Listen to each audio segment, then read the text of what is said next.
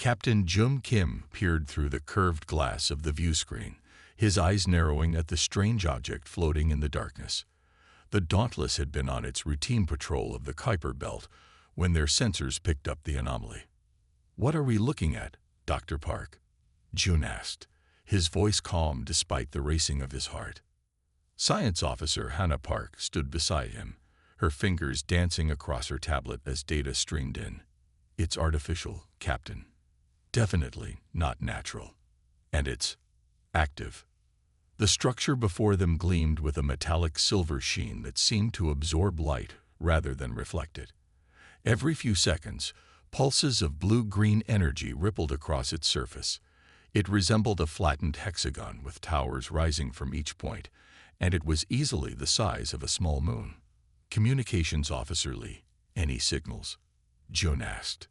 Communications Officer Da Lee shook his head. "Nothing directed at us, sir. But the object is transmitting something toward the center of the galaxy, encrypted, unlike anything in our databases." The bridge fell silent as the implications sank in. After decades of searching the stars for signs of intelligent life, humanity had finally found proof. Not through radio signals or distant observations, but here at the edge of their own solar system. "How did we miss this before?" Jun muttered, more to himself than to his crew. "It may have been cloaked, sir," Hannah suggested, her eyes not leaving her screens. "Or it might be new." Lieutenant Sun Yun, the tactical officer, shifted uncomfortably at his station. "Sir, I recommend we raise shields and arm weapons as a precaution." Jun considered this for a moment. "Not yet, Lieutenant. Let's not make first contact with our guns pointed at them." He turned to communications. "Officer Lee, broadcast standard greeting protocols on all frequencies." "Broadcasting." "Sir." Minutes ticked by with no response. The alien structure continued its silent vigil, pulsing with that strange energy. Jun was about to order a closer approach when Officer Lee suddenly straightened in his chair. "Captain." Energy spiked from the structure. Before Jun could respond, a beam of light shot from the alien station directly into the bridge of the Dauntless.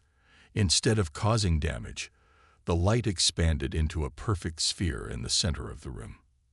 Within seconds, the sphere transformed, revealing 3 tall figures standing in a triangle formation. The bridge crew froze. The aliens were humanoid, but unmistakably not human. Each stood nearly 2.5 meters tall with slender bodies covered in what appeared to be form-fitting armor. Their skin, visible only on their faces and hands, shimmered with an iridescent quality that shifted between blue and green. Most striking were their 6-fingered hands and large, lidless eyes that seemed to take in everything at once. To his credit, Jun did not flinch. Years of training had prepared him for unexpected situations, though perhaps not this specific one. He stepped forward, keeping his posture relaxed but dignified. "I am Captain Jun Kim of the Earth exploration vessel Dauntless. We come in peace and friendship." The central figure tilted its head, studying Jun with those unblinking eyes. When it spoke, its voice was oddly melodic, almost like singing. "I am Supervisor Kelth of the Galactic Concord Observation Division. Your presence here is irregular and concerning." The translator systems in the ship worked flawlessly, a small miracle that Jun would appreciate later. Now he focused on maintaining the diplomatic connection. "We were exploring the outer regions of our solar system," Jun explained. "We detected your station and came to investigate." The 3 aliens exchanged looks, their expressions unreadable to human eyes. The one called Kelth spoke again. "You have developed interplanetary spaceflight capabilities without proper authorization or oversight. This is unprecedented in our records." A murmur ran through the bridge crew. Jun kept his face neutral despite his confusion. "I'm afraid I don't understand," he said carefully. "We didn't realize we needed permission to explore our own solar system." The alien to Kelth's right made a sound like rushing water, which the translator didn't convert. Kelth raised one 6-fingered hand in what seemed to be a calming gesture. "All developing species are monitored and guided by the Concord," Kelth explained, as if reciting from a manual. Technological advancement is carefully regulated to ensure the safety and stability of the galaxy. Your species has bypassed numerous monitoring checkpoints. Hannah Park stepped forward, unable to contain her scientific curiosity. You've been watching Earth. For how long? Your planet has been in the cataloging system for approximately 20,000 of your years, replied the third alien, speaking for the first time. However, your technological progress rate exceeded all models. Our monitoring station was only deployed 800 years ago. June and Hannah exchanged surprised glances. 800 years ago, humans were still fighting with swords and traveling by horse. And this galactic Concord, June asked, how many worlds does it encompass? The Concord oversees 4,731 inhabited systems with active species development and manages 12,458 protected worlds with pre-technological life, Kelth stated with evident pride. We maintain the oldest and most stable interstellar civilization in the known galaxy, with continuous administrative records spanning 23,000 years. The implications were staggering. Humanity wasn't just meeting aliens. They were encountering an ancient, vast empire that apparently considered Earth its property. And what happens now? June asked, keeping his voice steady. Your unauthorized advancement has triggered an intervention protocol, Kelth said. A diplomatic delegation will be dispatched to your world to begin integration procedures.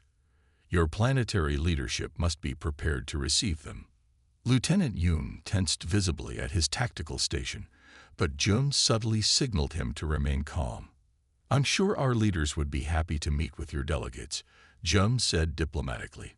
But I should inform you that Earth is not a unified political entity. We have multiple nations and governments. This statement caused the aliens to confer among themselves in their untranslatable language, clearly agitated. When Kelth turned back to June, there was something new in those alien eyes, something that looked almost like fear. Political fragmentation at your technology level is concerning. The last species to maintain separate nations after achieving spaceflight caused a regional war that affected 12 systems. Jun decided to change the subject. You mentioned your civilization has existed for over 20,000 years. Your technological achievements must be impressive. To his surprise, Kelth seemed to hesitate. The Concord maintains technological stability. Our current systems have been optimized and unchanged for the past 2,000 years.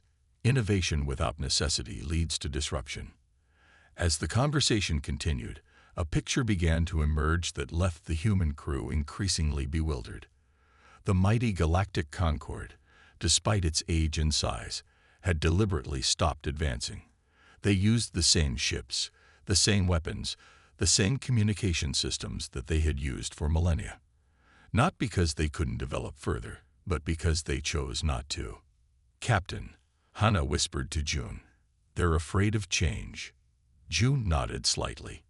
Humanity, born on a dangerous world with countless predators and natural disasters, had survived through constant adaptation and innovation. These aliens, it seemed, had evolved in safer environments and had developed a society that valued stability above all else.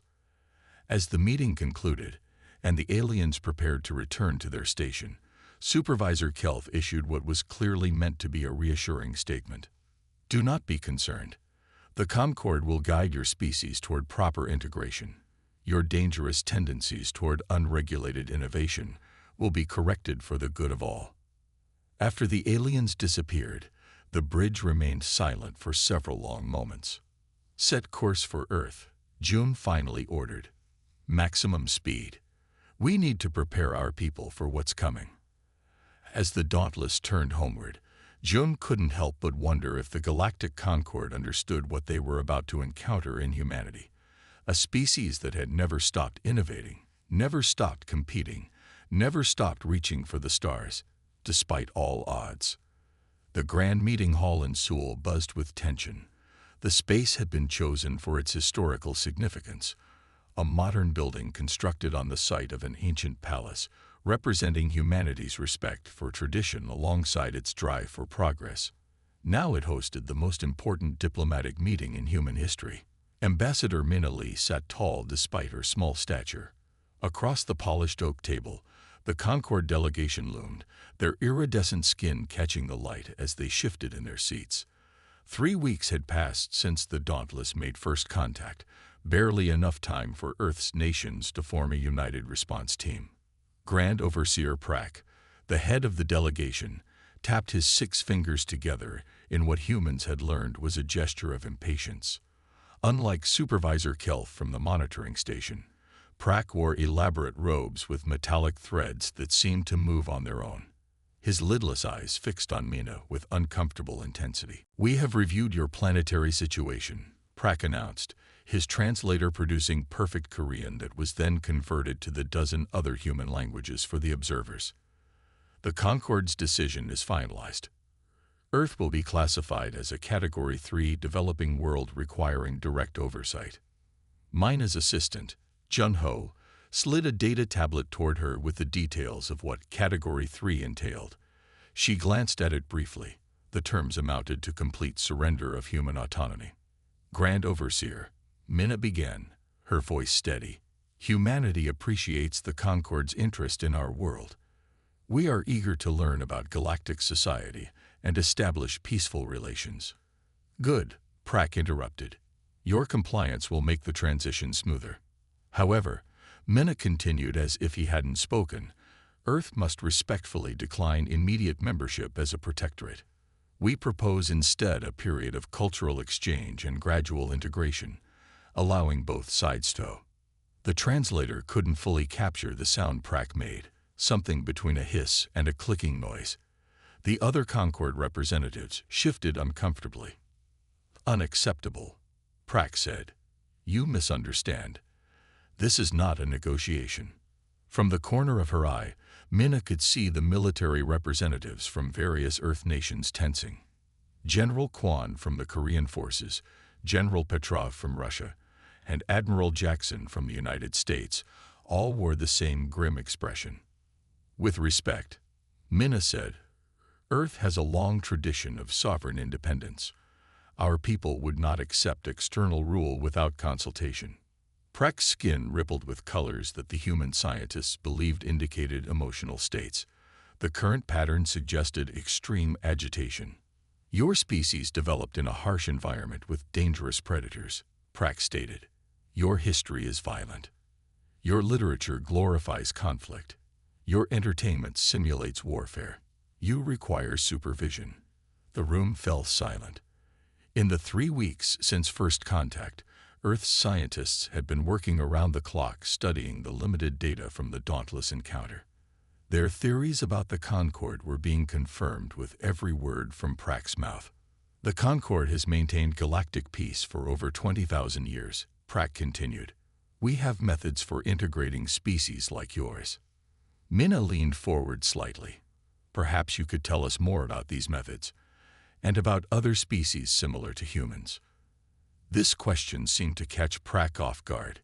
He consulted briefly with his aides before responding. "The Viridians of System 87C displayed similar aggressive tendencies. Their integration required 3 standard cycles, but was ultimately successful." "And how do the Viridians fare now?" asked Mina. "They are productive members of the Concord. Their natural resources are efficiently harvested, and their population is stable." Jun-Ho silently handed Mina another note. She read it quickly and looked back at Prak. "Grand Overseer, our preliminary research suggests that most Concord species evolved on worlds with stable climates, minimal predators, and abundant resources. Is this correct?" The question clearly made Prak uncomfortable. "The founders were blessed with harmonious evolution, yes. Many member species share this fortunate history. While humans evolved on a world with extreme climate variations, numerous predators, and constant competition for resources," Mina stated. "These conditions shaped our development differently." "Precisely why you require guidance," Prak said firmly. "Your natural instincts toward competition and aggression must be channeled appropriately." Mina smiled politely. "We see these traits as strengths, Grand Overseer. Our adaptability has helped us survive challenges that might have destroyed less resilient species. The meeting continued for another hour, with the Concord representatives listing the benefits of membership, access to established trade routes, protection from unnamed galactic threats, and the privilege of contributing resources to the greater good of the Concord. Not once did they mention technological exchange or scientific cooperation. As the discussion wound down, Minna tried one more approach. Perhaps we could arrange for a human delegation to visit the Concord Central Worlds, to better understand what we would be joining. Impossible, Prax said it immediately. Unintegrated species are not permitted on Concord core worlds. Then perhaps a longer exchange here on Earth. Several months to establish cultural understanding. Prax rose to his impressive height, towering over the seated humans. The decision is made. You have been granted the standard adjustment period of 30 days. When it expires, a pacification fleet will arrive to begin the integration process. He looked around the room at the assembled human representatives. Prepare your people. Resistance would be regrettable. With that, the Concord delegation departed, their movements fluid and synchronized in a way that reminded Mina of insects from a single hive. When the doors closed behind them, the room erupted in multiple languages. General Quan was the first to approach Mina. "They're threatening invasion," he said bluntly. "We must prepare our defenses." Admiral Jackson nodded. "But what kind of weapons do they have? What are we up against?" Mina held up her hand for quiet. "The science team has some theories based on the dauntless scans of their monitoring station. Dr. Ye, please share your findings." Dr. Ye, a small woman with sharp eyes and a quicker mind, stepped forward with her tablet. "The Concord technology is advanced, certainly beyond our current capabilities in many areas. However, it's surprisingly static." "What do you mean by static?" asked General Petrov. "Their ships, their weapons, their communication systems, they all appear to be based on the same fundamental designs they've been using for thousands of years," Dr. Yai explained. "They haven't innovated. They've refined and perfected, yes, but not truly advanced." The implications hung in the air. Humanity had gone from horse-drawn carriages to space travel in less than 2 centuries. The pace of human innovation was exponential, while the Concord had deliberately plateaued. "So they're complacent," General Quan said thoughtfully, "but still more powerful than us." Mena stood and walked to the window overlooking the Seoul skyline. "Perhaps in raw power, yes, but not in adaptability or creativity." She turned back to the room. "We have 30 days. Let's use them wisely." She left the main conference room and entered a secure communication chamber, where she placed a call to Defense Director Ta Sung, who was overseeing the global military response from a bunker beneath the Pacific Ocean. His face appeared on screen, lines of worry etched deeply around his eyes. "How did it go?" "Exactly as expected," Minna replied. "They're not interested in negotiation. A pacification fleet will arrive in 30 days. Tai Sung nodded grimly. "Then we need to accelerate the SHIELD program.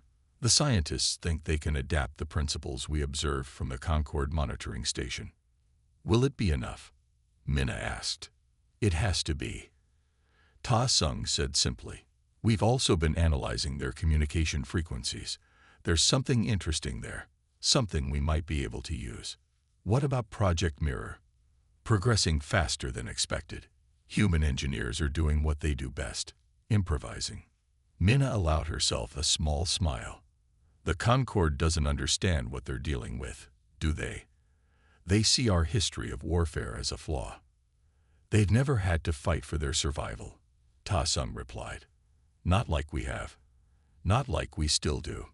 As she ended the call, Minna looked again at the city sprawling below.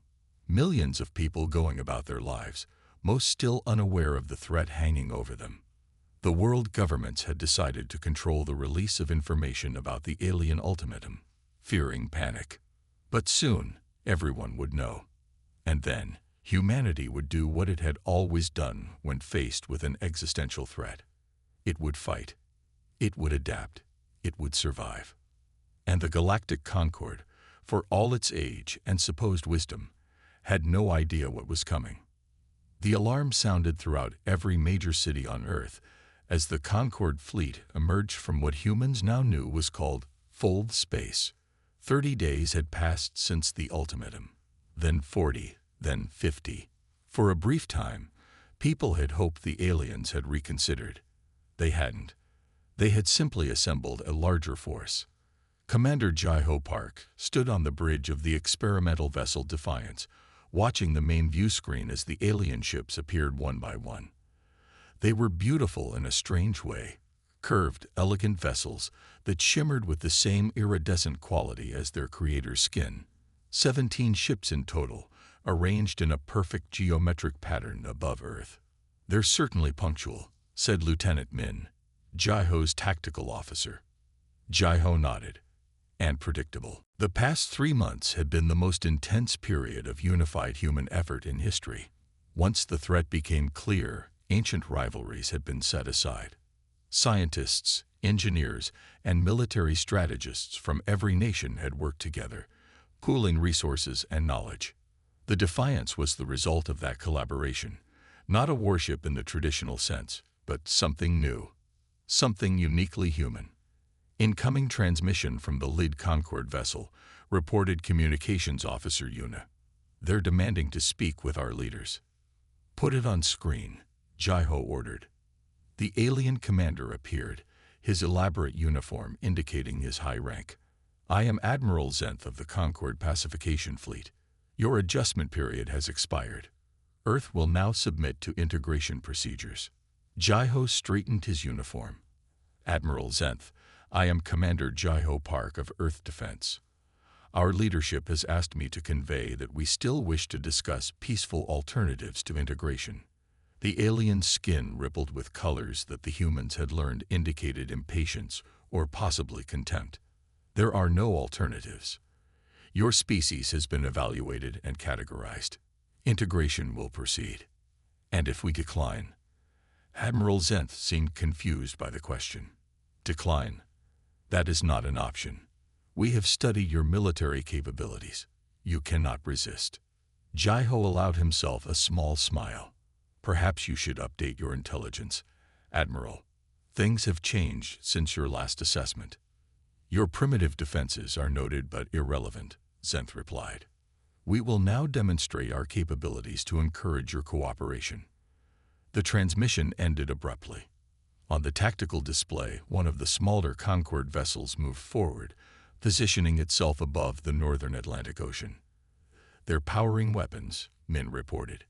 "Energy buildup consistent with what we observed from their monitoring station, but much larger scale." Jai-Ho tapped his communicator. "Global defense, this is Defiance. The demonstration has begun. Shield systems activate on my mark. Now." Around the world, thousands of newly constructed towers activated simultaneously. They had been built using principles reverse-engineered from the Concord monitoring station, combined with human innovations. A shimmering blue field of energy sprang into existence, enveloping the planet in a protective bubble. On the screen, the Concord ship fired. A bright beam of energy lanced toward Earth, striking the shield. The bridge crew of the Defiance held their breath. The shield wavered, distorted, and held. "Shield integrity at 92%, reported Min, unable to keep the triumph from his voice. "Exactly as the models predicted." Jai-Ho nodded. "Send the signal to Earth Command. Phase 1 successful. Beginning Phase 2. He turned to his navigator. "Lieutenant Song, take us up. Let's introduce ourselves properly." The Defiance rose from its hidden base in the Pacific Ocean, water streaming from its unusual hull. Unlike traditional spacecraft, the Defiance didn't look particularly impressive. Its exterior was a patchwork of different materials, seemingly haphazard in design. To an outside observer, it might have appeared cobbled together, even primitive. That was precisely the point. "They're scanning us," Min reported. Their communications just lit up. "I think we've surprised them." "Good," Jai-Ho said. "Let's surprise them more. Prepare the mirror system."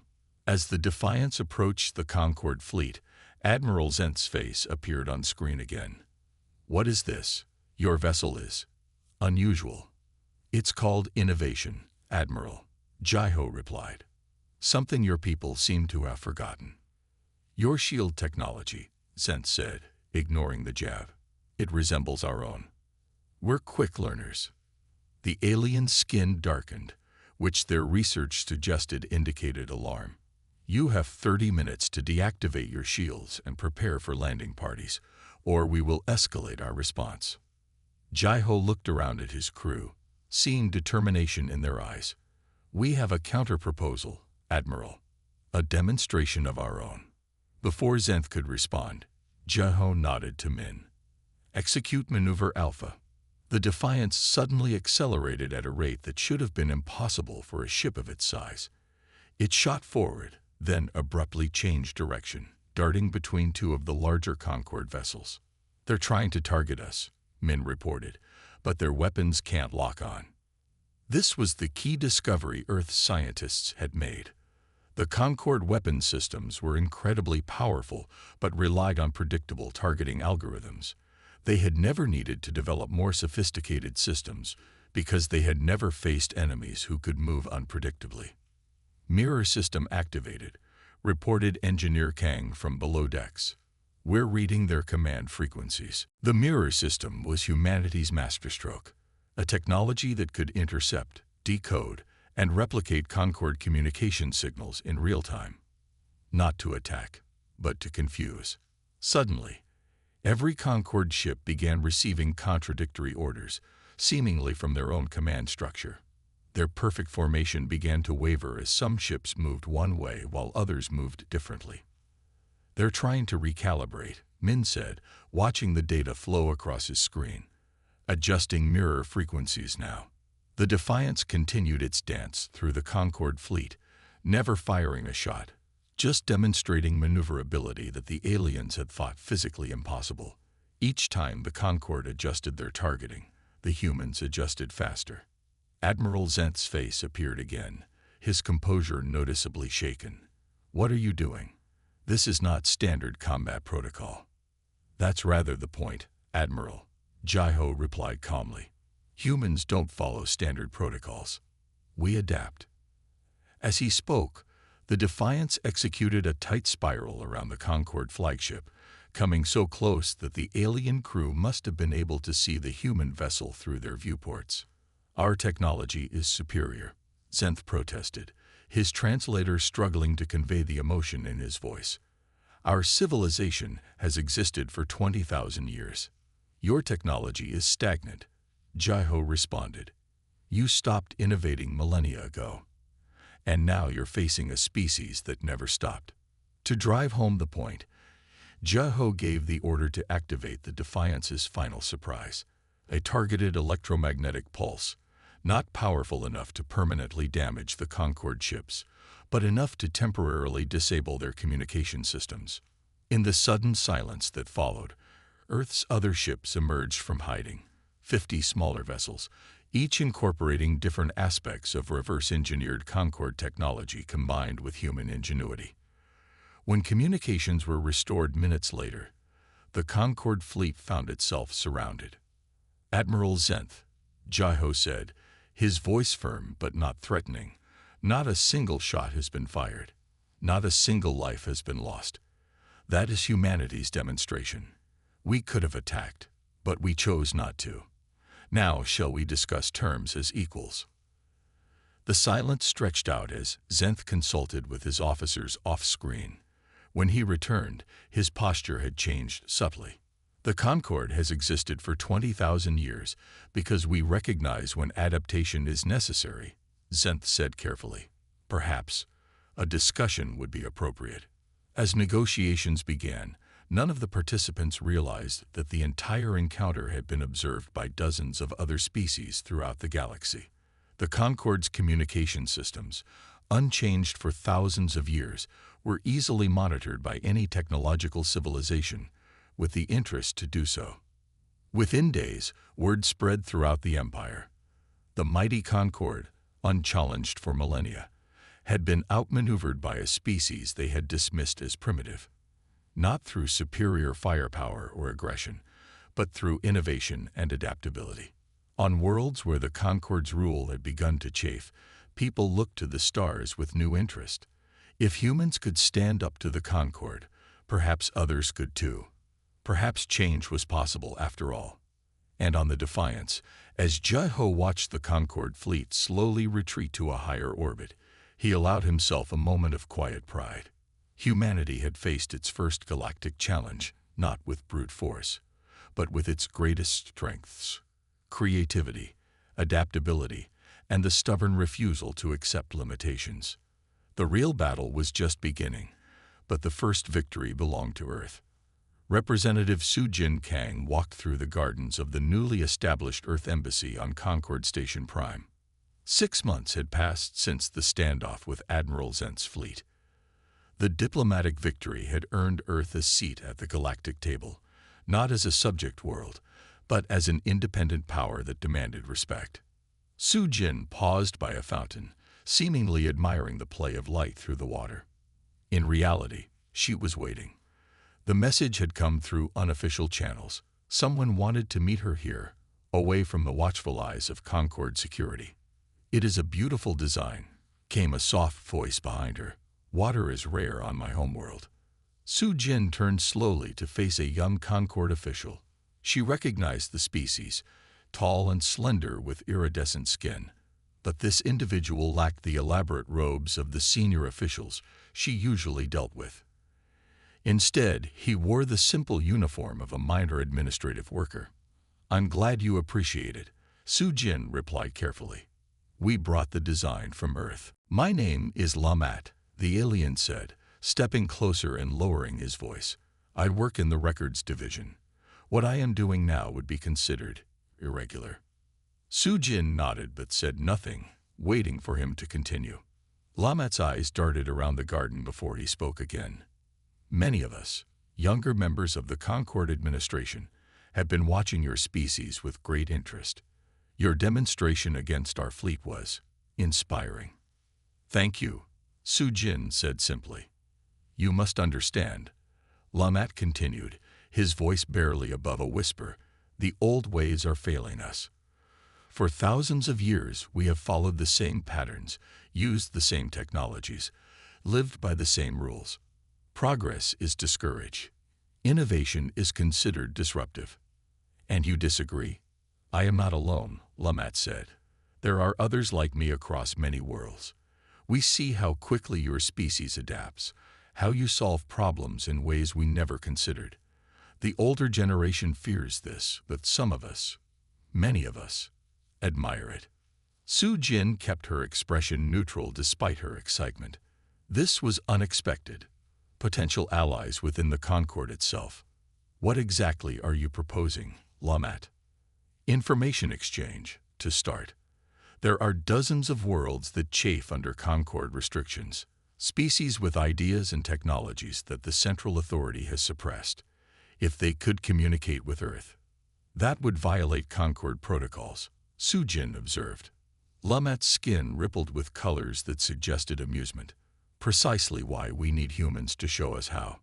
3 weeks later, Sujin sat in a secure conference room beneath the Earth Embassy. Around the table sat representatives from Human Intelligence, the Earth Defense Force, and the newly formed Department of Extraterrestrial Relations. "It's growing faster than we anticipated," said Director Hyun of Intelligence, looking at the holographic map floating above the table.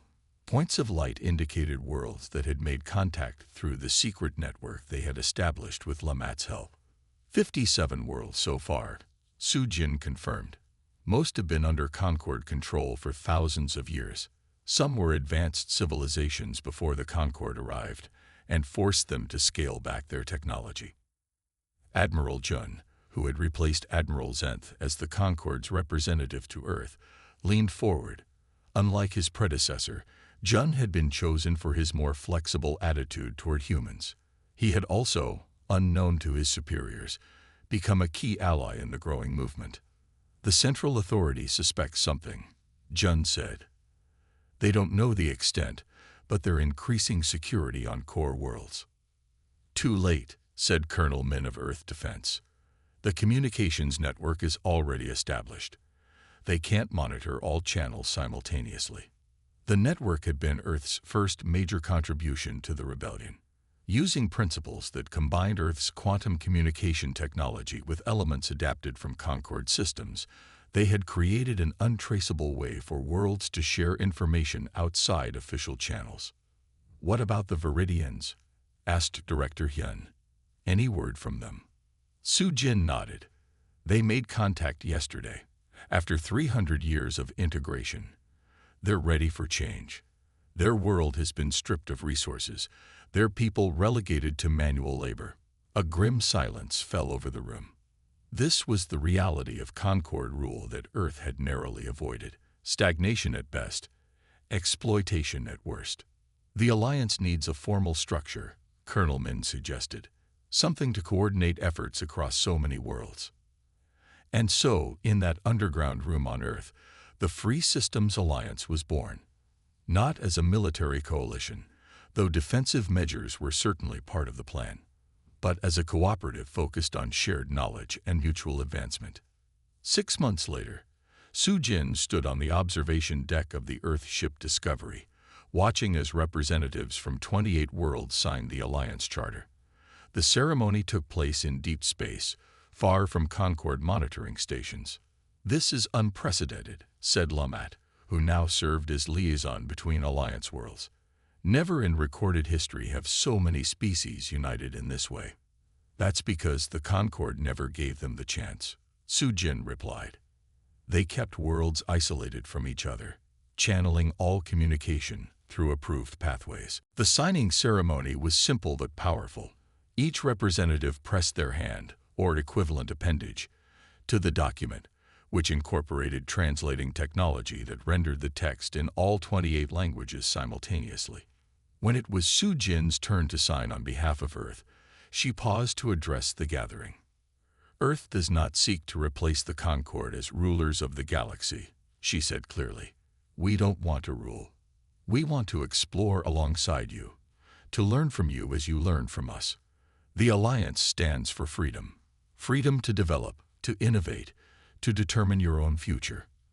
The speech was broadcast across the secret network to worlds that couldn't risk sending representatives. On planets throughout Concord space, beings gathered around hidden receivers to hear words many had waited generations to hear. The Concord's response came swiftly. Earth was declared a disruptive influence, and all official contact was severed. Trade routes were closed. Concord citizens were forbidden from communicating with humans. "They're trying to isolate us," Colonel Min observed during an emergency meeting. "Let them try," said Director Hyun with a rare smile. "Meanwhile, look at this." She activated a holographic display showing the recent progress of Alliance technology. Earth scientists had been working with experts from other worlds, combining their knowledge in ways the Concord had prevented for millennia. The results were astounding. Medical breakthroughs, energy systems that made the Concords look primitive, transportation methods that could reduce interstellar travel time by 70%. "They can't stop the flow of information anymore," Su-jin said. "Too many worlds are involved now." The most surprising development came from the Tellurians, a species from a high-gravity world whose technology had been severely restricted by the Concord for thousands of years. Working with human engineers, they had developed a propulsion system that didn't require the traditional fold space technology the Concord controlled. "Freedom to travel means freedom to connect," Lamat observed as they watched the first test flight of a ship using the new drive. "The Central Authority's power has always rested on their ability to control who speaks to whom. That power was crumbling faster than anyone had anticipated. Worlds that had been separated by Concord restrictions for millennia were now in direct contact. Species that had been told they were alone in resisting found they had allies throughout the galaxy. 1 year after the demonstration that had changed everything, Su-jin met with a delegation from a world called Nexus, one of the oldest in the Concord. Its people, philosophers and scientists before the Concord arrived, had been relegated to administrative roles for 20,000 years. "We have preserved our knowledge in secret, the Nexus representative explained, showing Sujin ancient texts hidden from Concord inspectors for millennia. Now, at last, we can share it again. That knowledge, combined with human ingenuity and contributions from dozens of other worlds, accelerated Alliance progress exponentially. Solutions to problems that had plagued worlds for centuries were developed in months. Technologies the Concord had declared too destabilizing transformed lives across Alliance space. And still the movement grew. Junior officials like Lamat, raised in the Concord system but chafing under its restrictions, defected to the Alliance. Younger generations on worlds that had known nothing but Concord rule for thousands of years began questioning the status quo. It's not just about technology, Sujin explained to Earth's leaders during a progress report. It's about ideas. The concept that societies can change, can improve, can choose their own path, that's spreading faster than any invention. The Concord Council, faced with the greatest challenge to its authority in 20,000 years, finally realized the truth. They could not isolate Earth because Earth was no longer a single point of influence. The ideas humans had brought to the galaxy, adaptation, innovation, self-determination, had taken root on hundreds of worlds. The rebellion wasn't fought with weapons but with knowledge, freely shared. Not with armies but with engineers and scientists and thinkers who dared to imagine something better than the stagnant perfection the Concord had imposed. As Sujin watched ships from 40 different worlds dock at the newly constructed Alliance hub, she reflected on how quickly things had changed. Earth had gone from an isolated world facing subjugation to the catalyst for a galactic renaissance. And they had done it not by conquering, but by connecting. Not by dominating, but by collaborating. Not by imposing their will, but by sharing their most valuable resource, their endless capacity to adapt and create. The old order was crumbling, not with a bang, but with a whisper. World by world, mind by mind, the galaxy was waking up from a 20,000-year slumber. And it was only the beginning. The great hall of the Federation Assembly stretched farther than the human eye could see, built in orbit around a star that marked the boundary between what had once been Concord space and the territories of the Free Systems Alliance. The structure represented the new galactic order, transparent, accessible, and designed with input from 1,000 different species. Captain Jun Kim, now Admiral Kim, straightened his dress uniform as he prepared to address the inaugural gathering. 5 years had passed since he had first encountered the Concord monitoring station in the Kuiper belt. 5 years that had changed the galaxy forever. "You seem nervous," Ambassador Mina Lee said, joining him on the observation deck overlooking the assembly chamber. "That's not like you." June smiled. "Not nervous. Just aware of the moment." Below them, representatives from over 3,000 worlds took their places. Some walked on legs, others floated, crawled, or moved in ways humans still struggle to describe. The diversity was staggering. Beings from gas giants and water worlds, from desert planets and ice moons, from ancient civilizations and newly spacefaring societies. "Did you ever imagine this?" Mina asked, gesturing to the gathering. "When you first met Supervisor Kelf on the Dauntless?" "Never," Joan admitted. "I was just trying to keep Earth safe." The path from that first contact to this moment had not been simple or straight. The Concord had not surrendered its power without resistance. There had been blockades, information blackouts, even limited military actions against worlds that openly joined the Alliance. But the Concord's greatest strength, its stability, had become its greatest weakness. After 20,000 years of unchanging protocols, it simply couldn't adapt quickly enough to the rapidly evolving challenge. By the time the Central Authority realized the full extent of the movement, it was too late to contain it. "It's time," said an aide, approaching them with a small bow. June nodded and followed the aide to the central platform. As he walked, faces turned toward him, faces with tentacles, faces with compound eyes, faces that hardly resembled faces at all. Yet, despite their differences, he recognized the same emotion in all of them: hope. The translation system activated as he reached the platform, ensuring his words would be understood by every being present. Fellow travelers among the stars, Jun began, his voice carrying clearly through the vast chamber. 5 years ago, humanity took its first steps beyond our solar system, unaware of the galactic society that surrounded us. We were surprised to find we were not alone. But perhaps more surprising was the discovery that the galaxy needed us as much as we needed it. He paused, looking out at the sea of diverse beings. Humanity never sought to conquer the stars, he continued. We only wished to understand them, to explore them, to learn from them. And in doing so, we discovered that the traits the Concord feared in us, our curiosity, our adaptability, our drive to improve, were exactly what the galaxy had been missing for far too long. On a balcony reserved for honored guests, Jim could see Lamat, the young Concord official whose courage had helped spark the movement. Beside him sat Commander Jaiho Park of the Defiance, whose daring demonstration had shown the galaxy that the Concord was not invincible. The Federation we established today is built on principles that may seem revolutionary to some, but which humans have cherished for centuries, Jun said. Freedom to develop, freedom to innovate, freedom to determine your own future. But most importantly, freedom to work together across the boundaries of species and worlds. In the 5 years since the rebellion began, the galaxy had changed more than it had in the previous 5,000. The rigid hierarchies of the Concord had given way to a network of cooperative relationships between worlds. Technologies long suppressed had been rediscovered and improved. Problems that had plagued civilizations for millennia were being solved through collaborative effort. The old Concord has not vanished entirely, Jun acknowledged. Some worlds still maintain their traditional systems, and that is their right. The Federation does not seek to impose a single way of life on all. Unity does not require uniformity. This was perhaps the most radical departure from the Concord's approach. Where the old system had demanded conformity to a single model of development, the Federation embraced diversity of paths and methods.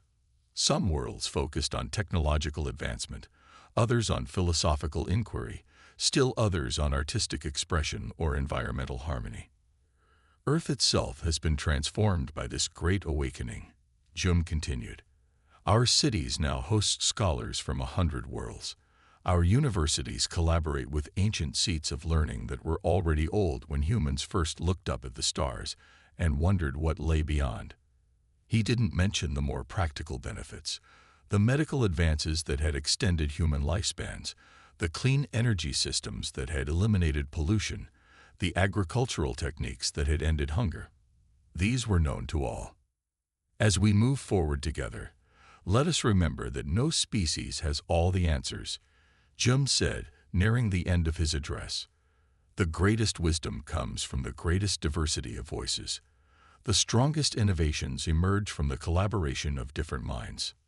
He paused, then concluded simply, the stars have always belonged to everyone. Today, we finally acknowledge this truth.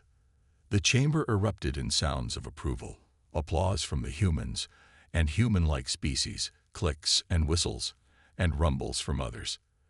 The first official act of the Federation would be to establish open communication channels between all member worlds, ensuring that no knowledge would ever again be hoarded or suppressed. As Jun stepped back from the platform, Minna joined him again. Beautiful speech, she said, though I notice you didn't mention the challenges we still face. Jun nodded. This moment deserved to be celebrated. The problems will still be there tomorrow. And there were problems, despite the optimism of the day. Some former Concord officials had retreated to fortified worlds, refusing to acknowledge the new order. Resource allocation between worlds with vastly different needs and values remained complex. The rapid pace of technological advancement had created its own challenges, but these were the healthy struggles of a living, growing civilization, so different from the static perfection the Concord had imposed. As they moved through the crowd afterward, Jun and Minna were stopped by a group of young beings from various worlds, all studying at the new Galactic University on Earth.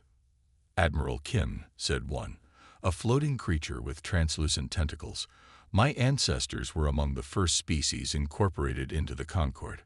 For 30,000 years, we were told our natural curiosity was dangerous. Now, I am training to be an explorer. My people were limited to agricultural production for millennia," said another, a short, furry being with 6 arms. "Now we're helping design the next generation of space habitats." Similar stories came from each of them. Talents long suppressed now flourishing. Dreams long deferred now pursued. Later, in a quiet moment before the celebrations began, Joan found himself standing with Supervisor Kelth, the very first Concord official he had ever met. Kelth had been among the minority who had recognized the need for change and had helped guide the transition to the new Federation. "Your species has accomplished in 5 years what mine could not in 20,000, Kelth observed, his once rigid posture now more relaxed. "We had help," Joan reminded him, "from beings like you who were brave enough to question the old ways." "Still," Kelth said, "there is something remarkable about humans. You see possibilities where we saw only risks. You embrace change where we feared it." "Perhaps that's because our world taught us different lessons," Joan suggested. "On Earth, stagnation has always been more dangerous than adaptation." As the celebration continued around them, ships from hundreds of worlds docked at the massive station. Scientists exchanged findings without restriction for the first time in millennia. Artists from species that had never before met shared their unique perspectives. And throughout it all, humans moved easily among them, not as conquerors or rulers, but as catalysts and connectors. In the observatory dome at the top of the assembly hall, Min Ali stood alone for a moment, gazing out at the stars that now represented not distant, unreachable points of light, but homes and destinations and possibilities. "We did it," she whispered to herself, thinking of all the struggles, the risks, the moments of doubt. Humanity had found its place in the galaxy not by dominating other species, but by helping them rediscover their own potential. Not by imposing Earth's values, but by championing the right of all beings to determine their own path. And in doing so, they had transformed not just the galaxy, but themselves. The species that had evolved in isolation on a dangerous world had found its greatest strength was not in combat or competition, but in connection and cooperation.